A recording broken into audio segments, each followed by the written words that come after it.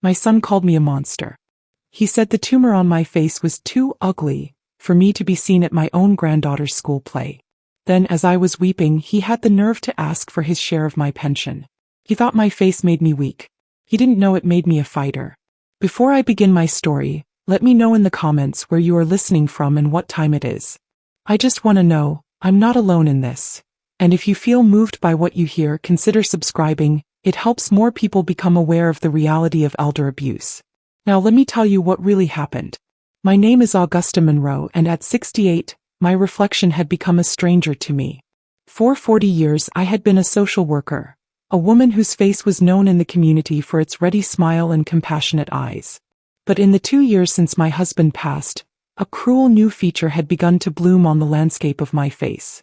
A tumor, a large, benign but disfiguring growth, had claimed the left side of my cheek and jawline, twisting my familiar features into something I no longer recognized.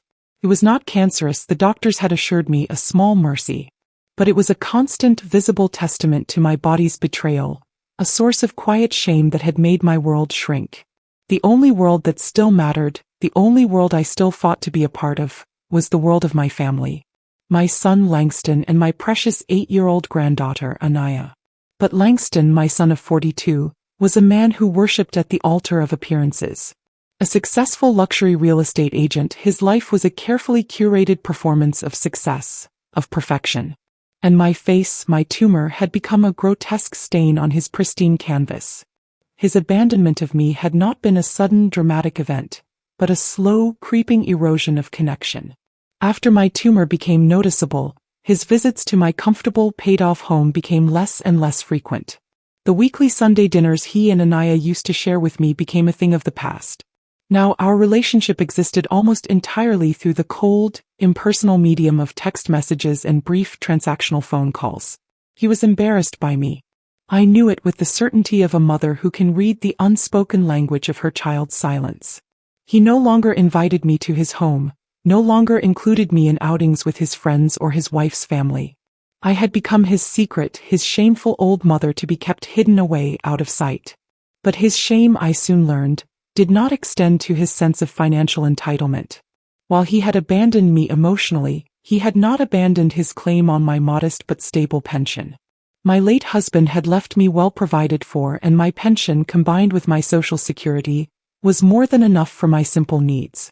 And for years I had been giving Langston a generous monthly allowance from it, a habit started when he was just getting his business off the ground, a habit he now treated not as a gift, but as an absolute non-negotiable due. His calls when they came were always the same. A perfunctory, "Hey Mom, how are you feeling?" followed immediately by the real purpose of his call. "Listen, my property taxes are due next month, so I'm going to need my share a little early." Or, "Anaya's private school tuition has gone up again. I'll need you to transfer my share of the pension as soon as it comes in." His share. He spoke of my money, the money my husband and I had worked our entire lives for, as if it were his birthright. He saw me not as his mother, but as his private, personal bank, a reliable source of income that required no emotional investment, no messy in-person visits with his ugly mother. The cruelty of it was a constant, low-level ache in my heart. He would send me texts full of casual cruelty that he likely thought was harmless. "Mom saw a hat you might like, it would cover that side of your face pretty well." Followed minutes later by, "P.S. don't forget my share is due on the 1st. He was abandoning me, shaming me, and billing me for the privilege of being his mother all at the same time. My only true joy in this lonely, shrinking world was my granddaughter, Anaya. She was a bright, beautiful, loving child, and she was the only one who seemed to see past the tumor on my face to the grandmother who adored her. But even my access to her was now being managed, controlled by Langston. He would allow me to see her only on his terms for brief, supervised visits, usually when he needed me to babysit while he and his wife attended some fancy gala. But there was one event on the horizon that I was determined to attend, one event that I clung to as a symbol of my enduring place in their lives: Anaya's first school play. She had been cast as the lead, and for months, it was all she could talk about. I had helped her learn her lines over the phone, had listened to her sing the songs from the play with a heart full of pride. This would be her night to shine, and I, her grandmother, would be there in the front row, my love a fierce, protective spotlight on her. I bought a new dress, a simple but elegant silk in a deep shade of blue. I had my hair professionally styled. I even practiced applying my makeup in a new way, trying to minimize the appearance of the tumor. A small, foolish act of hope that if I could just look a little more normal, my son might look at me with something other than shame. I was so naive. I had no idea that I was preparing not for a celebration of my granddaughter's triumph, but for the stage of my own most profound and public humiliation. The evening of Anaya's school play, my small house was filled with a nervous, hopeful energy. For the first time in what felt like an eternity, I had a reason to feel like a grandmother again, a participant in my family's life rather than a forgotten spectator. I had laid out my new blue silk dress, my mother's pearls, the small, tasteful evening bag. I had rehearsed my route to the school auditorium, even timing the drive. Nothing would stop me from being there for my granddaughter's big night. I was just finishing my makeup, trying to artfully apply powder with a hand that trembled slightly when my doorbell rang. It was Langston. My heart gave a little flutter of surprise and, foolishly, of pleasure. Perhaps he had come to drive me, a small, unexpected gesture of filial care. I opened the door, a smile already on my lips. But the look on his face, cold and hard and resolute, made my smile freeze and die. "What are you doing, Mom?" he asked, his voice a low, almost accusatory rumble. He wasn't looking at my face but at my new dress, at the pearls around my neck. "What do you mean, dear?" I asked, my confusion genuine. "I'm getting ready. For Anaya's play. You know I wouldn't miss it for the world." He stepped inside, closing the door behind him, his large frame suddenly seeming to suck all the air out of my small hallway. "No," he said, his voice flat, final. "You're not going." I stared at him, my mind unable to process the words. Not going? What are you talking about, Langston? It's Anaya's first lead role. I promised her I'd be there, right in the front row. And that's precisely the problem, he said, his eyes finally meeting mine, and they were as cold and as hard as polished stones. "You in the front row. For everyone to see." He gestured vaguely towards my face, a gesture of pure, undisguised disgust. "Mom, you can't go. Your face. It looks like a monster's. You will scare the other children. You will be a distraction. Do you really want to be the reason you ruin your own granddaughter's big night? The reason people are whispering about us, about her, instead of watching her performance?"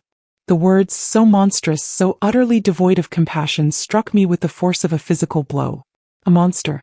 He called me a monster. He was banning me from celebrating my own grandchild, not out of any real concern for her, but out of a deep, mortifying shame for me, for my appearance.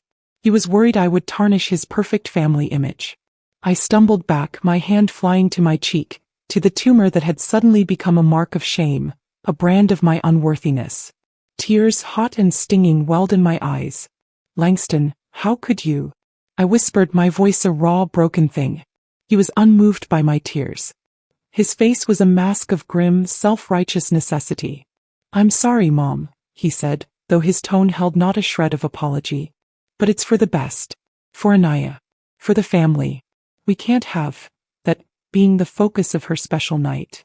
Utterly crushed, my dream of seeing my granddaughter shine on stage shattered into a million pieces, I collapsed into the armchair in the living room, my body racked with sobs I couldn't control. I was ugly. A monster. A distraction. A woman to be hidden away, even from the joyous milestones of her own grandchild. And then, as I sat there weeping, my heart broken beyond what I thought was possible, he delivered the final, devastating blow. He walked over to me, not to offer a word of comfort, not to put a hand on my trembling shoulder, but to stand over me, his shadow falling across my grief. "And look," he said, his voice now a cool, practical, almost bored tone, "while I'm here, you know my property taxes are due at the end of the month. I'm a little short. I'm going to need my share of your pension early this time. Just transfer it to my account tomorrow morning, okay?" I looked up at him through my tears, my mind reeling from the sheer, breathtaking whiplash of his cruelty and his greed. He had just inflicted the most profound, most soul-crushing humiliation of my life, had forbidden me from experiencing my one true joy, had called me a monster. And now, in the very same breath, he was demanding his allowance. It was in that moment, as I looked at the face of my handsome, heartless son, that something inside me finally, irrevocably, snapped. The heartbroken, weeping mother died. The quiet, accommodating woman who endured his slights, who funded his life, who loved him unconditionally, vanished forever. The gentle, compassionate social worker was dead. The caseworker, the strategist, had just been born. The night of my granddaughter's play was the longest night of my life. I did not move from my armchair. I just sat there in the dark, the silence of my home a stark contrast to the storm that was raging within me. The pain of Langston's words, his casual, monstrous cruelty, had burned away every last shred of my maternal love, leaving behind a cold, hard, and terrifyingly clear resolve. My son had declared me a monster, an ugly, embarrassing creature to be hidden away while he demanded my money. He had treated me as less than human. Now I would treat him as a case study. I had spent 40 years of my life as a social worker. I had dealt with the broken, the abused, the neglected. I had built cases, documented evidence, and navigated the complex, often frustrating bureaucracy of the justice system to protect the vulnerable. I had fought for other people's children, for other people's parents. Now I would fight for myself. The next morning I did not call a lawyer. Not yet. A lawyer would need a case, and a case needed to be built on a foundation of irrefutable, meticulously documented evidence. And so, the strategist within me, the part of my brain that knew how to build a case file, awoke from its long retirement. I went to my small home office and took out a fresh, new notebook. On the first page I wrote in my neat, clear script, Case File, Monroe Langston A. Subject, Filial Neglect and Emotional/Financial Abuse. It felt strange, almost clinical, to reduce my own son, my only child, to a case file. But it was necessary. It was the only way to detach myself from the overwhelming pain, to channel my righteous fury into a cold, methodical purpose. I began to write. I documented everything. I started with the incident at the school play, recounting Langston's exact words. Your face, it looks like a monster's. You will scare the other children. You would ruin your own granddaughter's big night. I documented his subsequent, immediate demand for his share of my pension. Then I went back. For weeks, for months, for years. I dredged up every memory of his casual cruelty, his growing entitlement, his profound disrespect. I was no longer a mother remembering with a heavy heart. I was an investigator building a timeline, establishing a pattern of abuse. I pulled out my old calendars, my phone records, my bank statements, and I began to create my paper trail. My first exhibit was a log of his visits versus his financial demands. Over the past year, he had visited me in person a total of 6 times.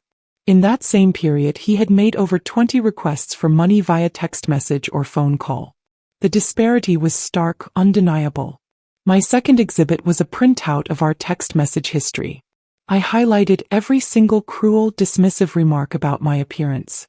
Mom, maybe you should wear one of your big hats today. Can you just sit in the back for this photo? The lighting is unflattering. And then, juxtaposed against these insults, were the constant, shameless demands for money. P.S. Rent is due, don't forget to transfer my share. Need to get the car fixed, can you send the money early this month? He saw my face as an ugly liability, but my pension as his personal, reliable asset. My third exhibit was a detailed financial ledger. I went through years of my bank statements, documenting every single transfer I had made to him, every bill of his I had paid. His car payments, his credit card debt, his allowances, his emergency loans.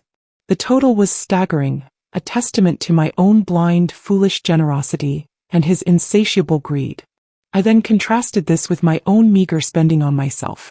The numbers told a story of a mother who had systematically deprived herself to fund her son's lavish lifestyle. For weeks, my quiet home became a war room. I was driven by a cold, relentless fury. The pain was still there, a constant dull ache beneath the surface, but it was now a tool, a motivator.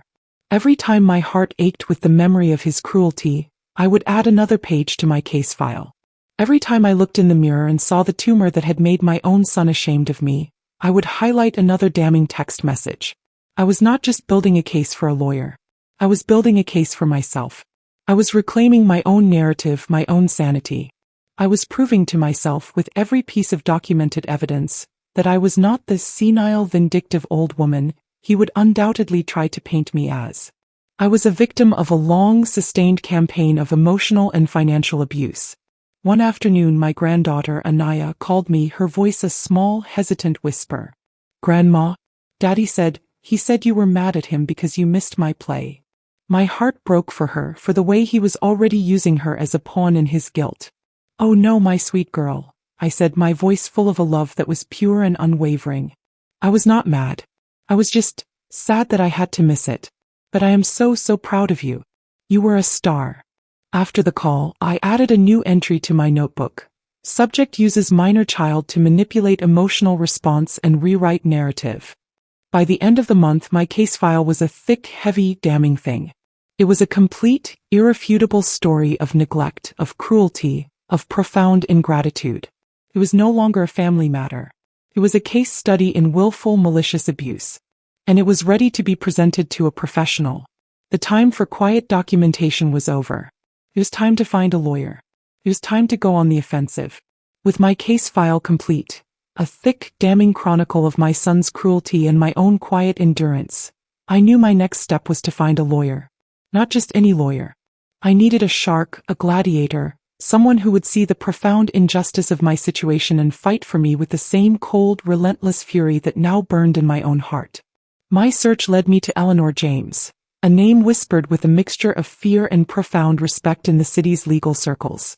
She was a woman known for her sharp mind, her take-no-prisoners approach to litigation, and her particular disdain for entitled men who preyed on the vulnerable. She was expensive, but for the first time in my life I was prepared to spend whatever it took to secure my own justice.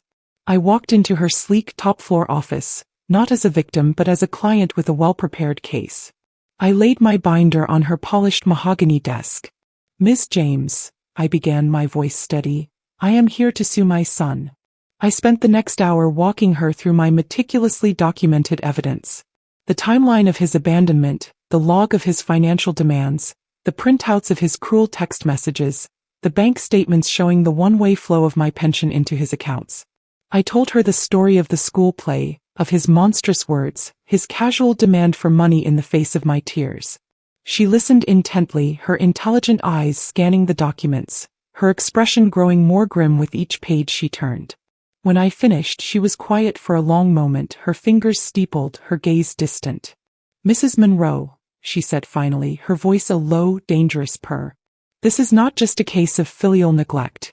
This is a pattern of calculated, long-term psychological and financial abuse. Your son's behavior is not just morally reprehensible. It is, I believe, legally actionable. Her words were a profound validation. A confirmation that I was not the crazy, vindictive old woman I knew Langston would try to portray me as. So you'll take the case? I asked, my heart pounding. A slow, cold smile spread across her face. Take the case. Mrs. Monroe, I am going to dismantle your son's entire life with his own words and actions. It will be my distinct pleasure. She then outlined our legal strategy, and it was beautiful in its brutal simplicity. We will file a civil suit, she began, citing not just willful neglect, but intentional infliction of emotional distress. But the heart of our case will be based on your state's filial responsibility laws. These laws are often old and rarely enforced, but in a case with such egregious and well-documented neglect, a sympathetic judge will see their merit. We will argue that since you are an ailing parent, and he is a financially capable adult son who has not only refused to provide care but has actively caused you harm while simultaneously taking your money, he has a legal duty of support. But she wasn't finished. The true genius of this, however, she continued, a predatory glint in her eye, is not just in suing for past damages. We will petition the court for future support. We will argue that due to the severe emotional distress and the pattern of financial dependence he has cultivated, the only way to ensure your future care and well-being is to place a permanent garnishment on his future earnings. I stared at her, my mind reeling. You mean? I mean, she said, her smile widening, we are going to ask the judge to award you a significant portion, if not all, of his future income, to be placed in a trust for your lifelong care. We are going to make him your new pension plan. The very pension he felt so entitled to, he will now be funding for the rest of his career. The audacity of it, the poetic justice was so perfect, so absolute, it took my breath away. The lawsuit was filed the following week. It was a masterpiece of legal artistry, a cold, factual, and utterly devastating indictment of Langston's character. When he was served with the papers at his luxury real estate office, his reaction, I was told, was volcanic. He called me immediately, his voice not the cool, condescending tone I was used to, but a raw, furious roar. "A lawsuit," he screamed into the phone, his voice cracking with disbelief. "Are you out of your mind, you senile old woman? You think you can sue me? After everything I've done for you?" I held the phone away from my ear, a strange sense of calm settling over me. His rage, his insults, they no longer had the power to wound me. They were just evidence. "My lawyer is going to put that monstrous face of yours on the stand for everyone to see and prove you're as crazy as you look," he shrieked. "You spent your life as a glorified clerk, a social worker, and now you think you can play in the big leagues? You're nothing but a pathetic, ugly, lonely old woman trying to get attention." I listened to his vicious tirade, to the litany of insults he hurled at me. And then a single hot tear, a tear not of pain, but of profound, final heartbreak, escaped my eye and traced a path down my cheek. This was my son. This was the man I had raised. He finally exhausted himself, his rage giving way to a string of muttered curses before he slammed down the phone. I sat there in the silence for a long moment, my hand trembling slightly. I wiped away that single tear. The part of me that still loved the little boy he once was now gone forever, burned away by the acid of his hate. With a steady hand I picked up the phone and dialed my lawyer. "He just confirmed everything, Eleanor," I said, my voice devoid of any warmth, any hesitation. "He has shown me his true heart. And it is empty. I am no longer interested in a settlement. I want a trial. I want the world to see exactly who he is. Proceed with everything. I want him ruined." The die was cast. The battle was joined. He thought he could break me with his cruelty. He had no idea he had just handed me the final piece of evidence I needed to ensure his absolute, unconditional defeat. The months leading up to the trial were a grueling war of legal attrition. Langston, my son, backed by a team of aggressive, high-priced lawyers, fought me every step of the way. They filed motion after motion, trying to have my lawsuit dismissed as frivolous, and the sad ramblings of a vengeful, mentally declining woman. They tried to bury my lawyer, Eleanor James, in a mountain of paperwork, to drain my resolve, and what they assumed were my meager financial resources. They underestimated me. They underestimated Eleanor. And they underestimated the power of a meticulously documented truth.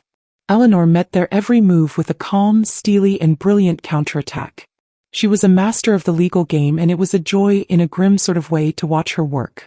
To every one of their motions she would respond with a meticulously researched, flawlessly argued brief, often citing obscure but powerful precedents from filial responsibility and elder law. Their primary strategy was to assassinate my character. They deposed me for hours, their questions designed to trip me up, to make me seem confused, forgetful, and bitter. They asked about my medical history, my social life, my relationship with my late husband.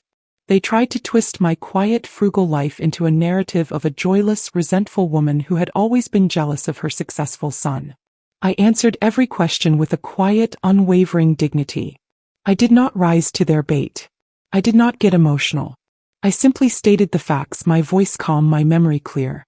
My 40 years as a social worker had prepared me for this kind of psychological warfare. I had dealt with far more manipulative characters than their slick, overpaid lawyers. The turning point of the pretrial phase came when they tried to discredit my evidence. They claimed the text messages were taken out of context, that the financial records were just a loving mother helping her son. "This isn't a paper trail of neglect, Your Honor," Langston's lawyer argued in a preliminary hearing. "It's a paper trail of a mother's love." Eleanor's response was a masterstroke. "A mother's love, Your Honor," she said, her voice dripping with a quiet, lethal sarcasm, "that her son himself has described as originating from a stupid, ugly monster." She then presented the court with a sworn affidavit from a guest who had been at the party for my granddaughter's school play, a guest who had overheard Langston's vicious words to me that night. The judge, a stern-faced woman with a reputation for being tough on elder abuse cases, read the affidavit, her expression growing colder with every word. I saw Langston flinch, his confident facade beginning to crack. The trial itself was a quiet, brutal affair. Langston and his team tried to portray him as the victim, a successful man being harassed by his needy, unstable mother. He took the stand dressed in a somber suit, his face a mask of pained filial duty. He spoke of his love for me, of his deep concern for my well-being, of the difficult but necessary decision to distance himself for his own family's sake. Then Eleanor began her cross-examination. It was a systematic, devastating dismantling of his entire life of lies. She presented the text messages enlarged for the entire court to see. "Mr. Monroe," she would ask, her voice dangerously soft, "can you please read this message for the court? The one where you refer to your mother's face as unpleasant, and then in the very next message, ask her for a $2,000 transfer." She presented the bank statements, the endless flow of my pension money into his accounts. "Mr. Monroe, you claim your mother is a financial burden. Can you explain how a woman can be a burden while she is simultaneously funding your luxury car payments?"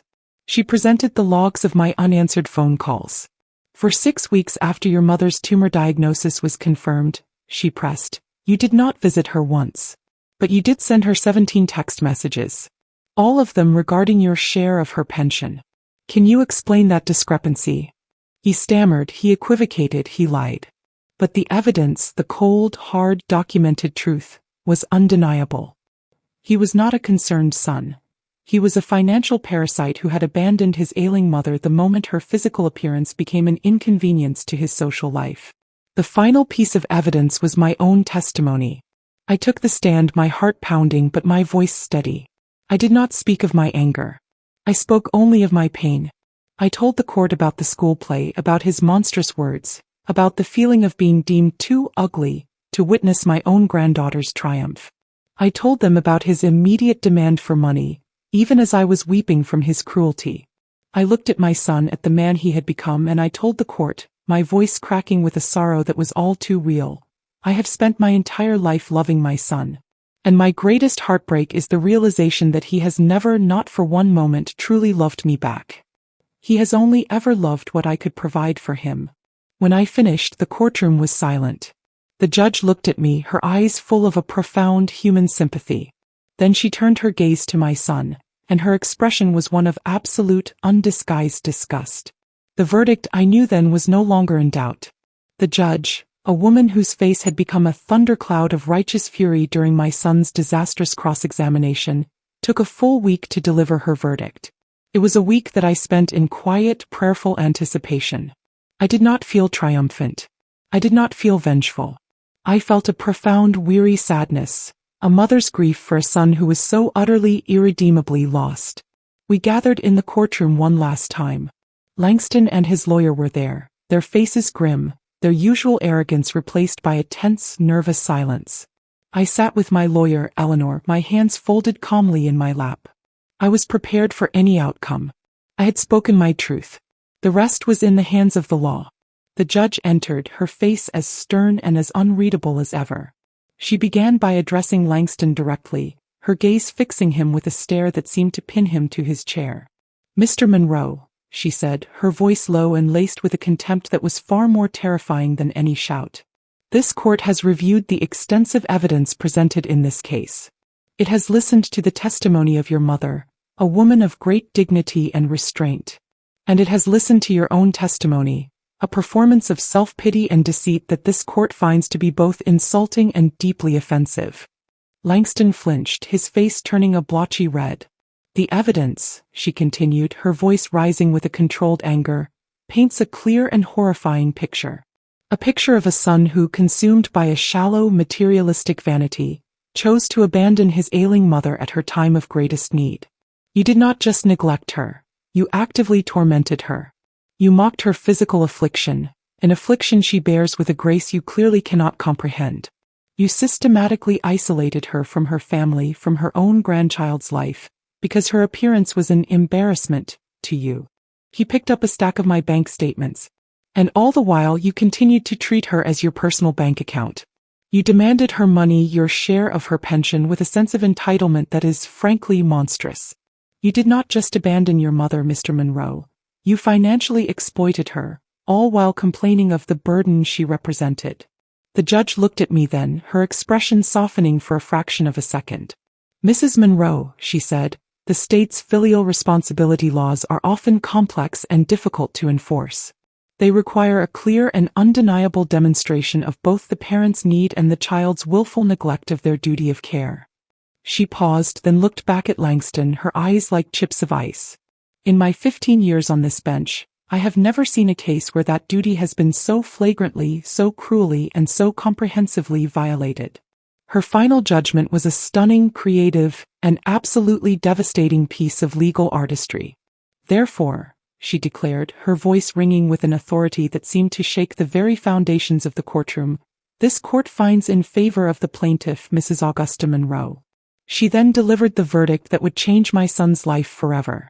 This court awards Mrs. Monroe a significant lump sum payment of $200,000 for the years of emotional distress and financial exploitation she has endured. Furthermore, citing Mr. Monroe's profound and documented neglect of his duty of care for his ailing mother, I am ordering a permanent garnishment of 50% of his future earnings, from all sources of income, to be placed into a court-supervised trust. This trust will be managed by an independent third party, and its sole purpose will be to fund the complete and comprehensive medical, personal, and comfort care of Mrs. Augusta Monroe for the remainder of her natural life. A gasp went through the courtroom. Langston stared at the judge, his face a mask of pure, horrified disbelief. His entire future, his career, his earning potential, half of it now legally bound to my care. The judge wasn't finished. "You were so concerned about your share of your mother's pension, Mr. Monroe," she said, her voice dripping with a cold, righteous irony. "Well, congratulations. You will now be her pension. You will work every single day to provide for the comfort and care of the woman you so cruelly abandoned. Your life's earnings are now forever tied to the ugly face you so callously scorned. Perhaps in time this will teach you the lesson about value, about sacrifice, about love, that your mother tried so desperately to instill in you." Langston just sat there, speechless, his life's ambitions turned to dust by a single, powerful, and unforgettable judgment. I left that courtroom a different woman. The weight of my son's cruelty, which I had carried for so long, had been lifted. Justice had been served, not in a way I had ever imagined, but in a way that was so profoundly, so poetically perfect. My life now is quiet, peaceful. The trust, funded by my son's unwilling contributions, provides for all my needs. I have the best medical care. I have a kind in-home helper. I no longer have to worry about my own pension. My son, in a strange and terrible way, has finally become the provider he should have been all along. I do not hear from him. The trust is managed by lawyers, a silent, monthly transaction that is the only connection we now have. His life, I am sure, is a bitter one, but it is a life of his own making. My tumor is still with me, a part of my story, a part of my face. But when I look in the mirror now, I no longer see the monster my son tried to make me see. I see a survivor. I see a woman who, when faced with the ugliest parts of human nature, found the strength to fight back, not with matching ugliness, but with a quiet, unshakable, and ultimately triumphant dignity. And that is a beauty no one can ever take from me.